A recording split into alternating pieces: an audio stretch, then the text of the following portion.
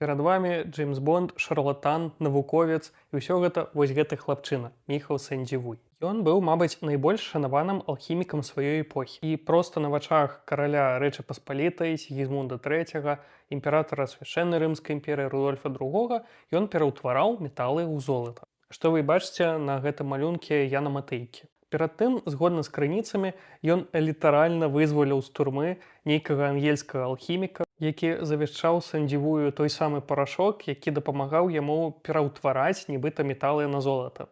То бок ён літаральна ўлаштаваў уцёкі з замку. Але ўсё было б надта проста, калі б Сэндзівуй быў проста такім авантурыстам, ён быў сапраўдным навукоўцам. І ён быў адной з першых асобаў у Еўропе, якія зразумелі, што паветра гэта сумесь газаў, і зразумеў, што кісларод адзін з гэтых газаў.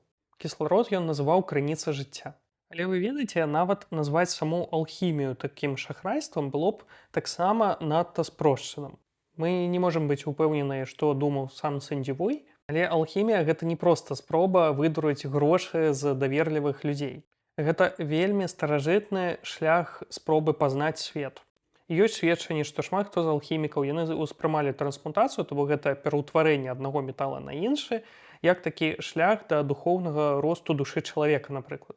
І Сэндзівуй гэта добрае адлюстраванне вось падыходу да жыцця менавіта гэтых алхімікаў. Ён ідзе ў адным напрамку і ўлаштоўвае гэтае шоу для каралёў, дзе пераўтварае нібыта металы на золата.